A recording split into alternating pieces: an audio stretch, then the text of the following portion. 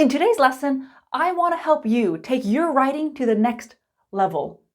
I'm going to teach you 10 powerful transition words you can use to express contrast, opposites, similarities, and options. Are transitions important? Yes, because they help you connect one idea to the next. You know, a good piece of writing flows nicely. So whether you're writing a cover letter, a formal business email, or an essay in one of your exams, try to use some of these words from today's lesson. Practice makes perfect, so at the end of this lesson, I have a test for you with just 6 questions. Can you please let me know your score in the comments below? Did you get 6 correct out of 6? Or maybe just 3 correct out of 6? Let me know. My name's Arnel. Let's start. Part 1, contrast. There were severe weather warnings. Normally when there's bad weather, do people go out? No, but sometimes people don't care. Despite the severe weather warnings, members of the local sailing club ventured out to sea. Venture out means you go out and do something possibly dangerous. Normally we're talking about exploring. Venture out. Think about venture as in adventure. There were severe weather warnings. Notwithstanding the severe weather warnings, notwithstanding, members of the local sailing club ventured out to sea. Despite and notwithstanding give you the same information, but notwithstanding is more formal. There were severe weather warnings. Nevertheless, members of the local sailing club ventured out to sea. Nevertheless means despite what was just said. So nevertheless always refers back to the first statement, the first idea. Okay, all 3 of these examples give you the same information. But let's look at the grammar because that's really important. We have despite or notwithstanding plus noun, comma. Nevertheless, comma. This is really important. You can see despite and notwithstanding have to be followed by something. We cannot say despite, comma, members of the local sailing club. Notwithstanding, comma, members of the local sailing club. And we cannot say nevertheless the severe weather warnings. The grammar is important. You might be thinking, which one do I use? Which one do I choose? Well, you know, it's all about variety. When you're writing, you want to be able to express the same idea in different ways. So maybe you can use despite, and then later on in your writing, you can use nevertheless. Let's do another example. Athletes are injured regularly. Normally, when someone's injured, do they do physical things? No, they take it easy. Athletes are injured regularly. Despite, they don't care. Despite their injuries, they continue to compete. Notwithstanding their injuries, they continue to compete. Athletes are injured regularly. Nevertheless, they continue to compete. Despite, notwithstanding plus noun. Nevertheless, comma. Remember, nevertheless already refers back to the previous statement. So actually, with despite and notwithstanding, that first sentence isn't necessary. I'm just including it in this lesson to help you, but it's already part of the sentence. To keep things simple, I've said despite, notwithstanding plus noun. But what I really mean is plus object, and that noun phrase can be pretty long. For example, despite, notwithstanding the litany of complaints from angry customers, Baxter's blenders continued to push their new product. They didn't care about the complaints. And a litany of complaints means a long list of complaints. You can see my object is pretty long. That's okay too. Let's take a look at a real life example. Here's an example I found on the LA Times about a TV host. Sleep deprivation notwithstanding, Coogan says the challenges of working on such a fast-paced show invigorate him. And sleep deprivation means you're not getting enough sleep. I don't mean one bad night. This is long term. So this sentence means it doesn't matter that he's not getting enough sleep. He enjoys the challenges of working on this TV show. Why is notwithstanding after sleep deprivation? Can I say notwithstanding sleep deprivation? Yes, absolutely. Remember earlier I said it's all about variety. Right, you will see multiple ways to use these words. Let me show you some positions. I have a long list of examples here with different options.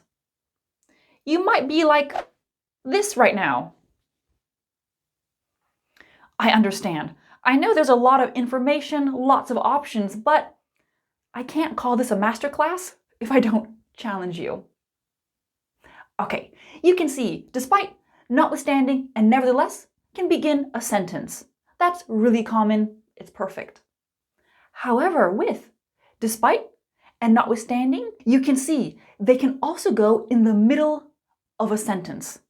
Perfectly fine, their position changes, same thing. You can also see notwithstanding can also come after its object. That's common too, just like in the article we just saw. With nevertheless, you can begin your sentence, but I want to show you some formal punctuation. You can impress your teacher if you use this type of punctuation. You have your first sentence, semicolon, nevertheless, comma, and then your clause, subject, verb. Some of you might be thinking, what about nonetheless? Nonetheless. Nonetheless can be used in the same way as nevertheless, but it's just not as common. If you're overwhelmed by all of these options, just pick your favorite ones. You don't need to use all of these. Part 2, opposites. Opposites. We know black is the opposite of white. Big is the opposite of small. Let's put this concept into some advanced writing. The new software is user-friendly. Conversely. Conversely. Conversely. The old program was complex and difficult to navigate.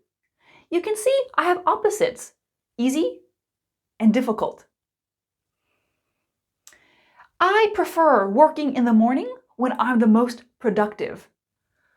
Conversely, my husband finds the evening to be his most efficient time. Again, we have opposites. I'm an early bird, my husband isn't. Throughout this lesson, take a look at the punctuation. Punctuation matters. Here's an article from earth.com. Urban wildlife, such as deer and raccoons, show a tendency to adapt to human activities, feeding on accessible resources during the quieter nighttime hours. Conversely, animals in less urbanized areas exhibit more caution towards human encounters. So, what this little passage is saying is that urban animals are more comfortable around humans, and the opposite is true of animals in the wild. Part 3, similarities. Similarities. Now, I don't want the opposite. I want something similar. Like black is the opposite of white, but black is similar to gray. Let's put that in a sentence, that idea. Gymnasts must possess a mix of flexibility, strength, and endurance. Similarly, ballet dancers must possess the same skills, but execute their movements with grace. Are gymnasts and ballet dancers the same thing? No, but they're similar.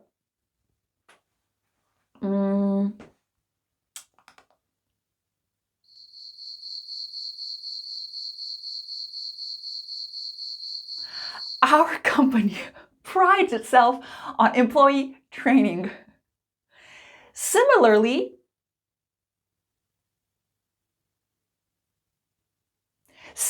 we prioritize professional development for all members of staff. Okay, it took me a while to remember that line, but it's on the screen, so just read it later. Here's an article discussing bottled water and tap water. You know, bottled water is in a bottle, and tap water comes from a sink. Bottled water should be stored in a clean and cool environment, away from direct sunlight and potential chemical contaminants. Similarly, for tap water, it is essential to maintain pipework, storage tanks, and distribution networks properly. Part 4, options. Let's give options. Sometimes we need another option. Garden Station offers home delivery. Alternatively, shoppers can pick up their purchases in person. Alternatively. Think about alternatively as a big, powerful or.